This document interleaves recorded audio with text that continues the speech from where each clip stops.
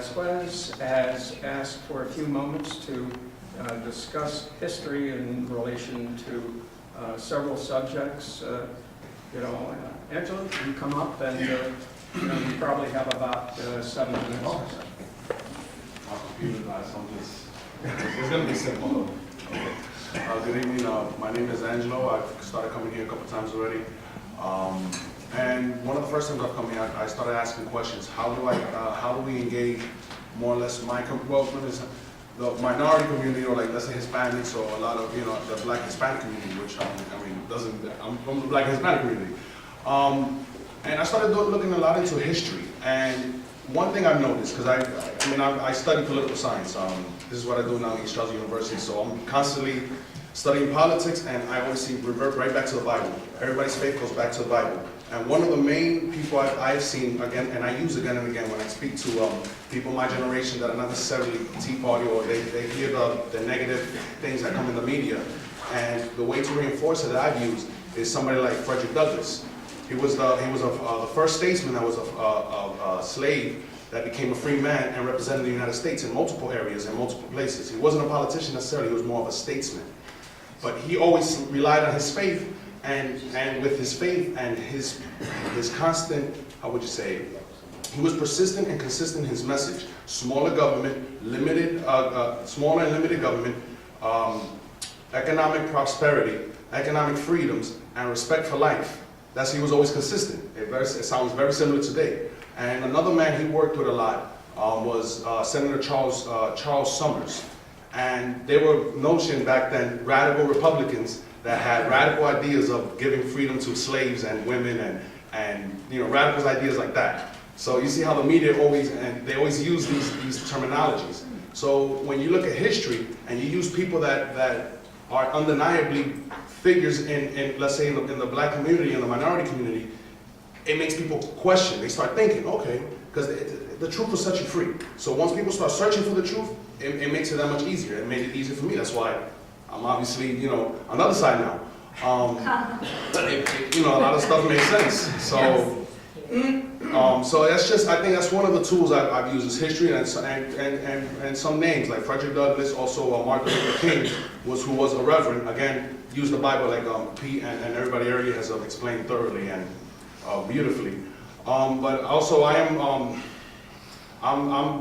American. I was born in New York, raised in New York, but in New York City, if you guys probably know, New York City has a lot of culture. So I'm in this position that I have one foot in American culture, and one foot back in my mother's culture, my parents' culture, so I'm Dominican. And honestly, I didn't become a conservative until I went to the Dominican Republic. When I got out the military, I was tired of it. I moved to the Dominican Republic, and it wasn't, my neighbor, he was a retired colonel and a diplomat for many years in New York, and he worked for the country. He's been in the government, in the Dominican government, for over 50 years. So he has a thing or two of, he knows a little bit. And he was one of the first people that told me, he started comparing the Dominican Republic, where their history comes from American history. The Dominican Republic was actually preparing to become a state, become the 38th state. It just didn't go through in the 1870s in the Senate. So a lot of the histories are the same histories. And I noticed that the Dominican Republic has a real high appreciation for the history of America, because it comes from the same root. One of the Dominican founding fathers, his name is Juan Pablo Duarte, traveled to France, studied with the same teachers as Alex de Tocqueville.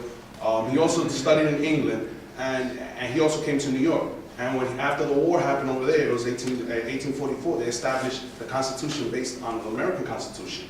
So there's a lot of similarities and a lot of same principles and values they cherish. So I noticed that down there. So now I guess my mission, you could say, or my voice now, is to bring that to the Latin community, more specifically the Dominican community, because I know a little bit more of it. But I guess I'm trying to come to the point of we need to learn our history as well, and understand a lot of countries around us have the same principles and values. And I think a lot of times it's the media that makes us, that puts a perception of, for example, they say, oh, people from New York, Hispanics, everybody wants to be on welfare, which is not the case. It's just the media distorts everything.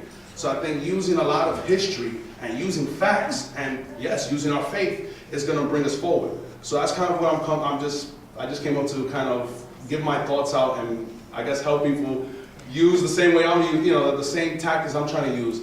And that's what we're here for. We're just trying to build ideas because it's the same principles and values.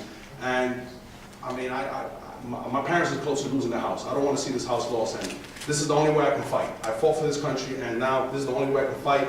And so this is why I come up, and I want to continue to engage the community around me.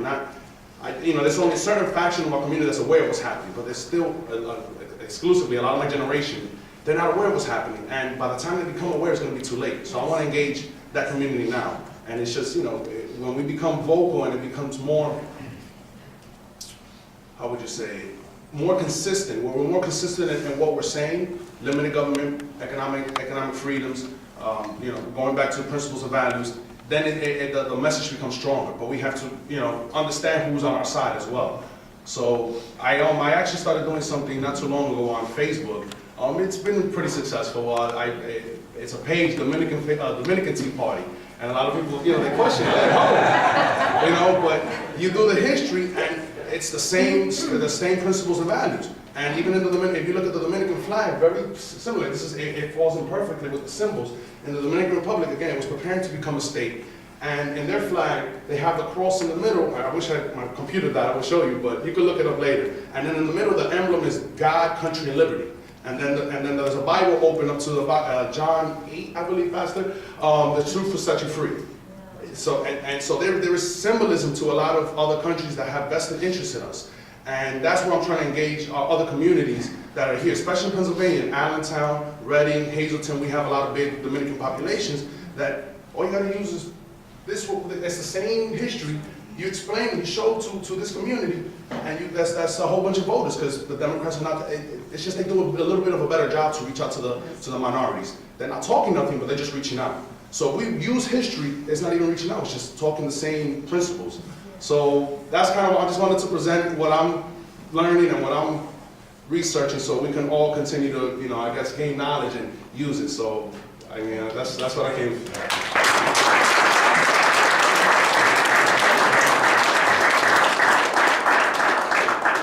The media doesn't distort anything. No. Thank you very much, Angela. One thing I'd like everybody to do between now and the next meeting, which is April 28th, that's the candidate forum. Please contact your friends, tell them about the Tea Party and what we're doing and how it relates to what's happening within Monroe County, especially in this election season.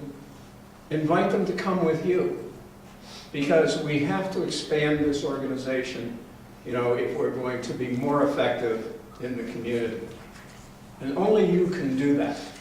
You can reach out to your friends and neighbors, explain what we do, explain the educational programs that really have no bounds, so that they can come with you, or come even if you can't make it next month, and be part of this forum that I think will be highly enlightening. Does anybody else have any comments that they'd like to make? If not, I guess the meeting's adjourned. Thank you for coming.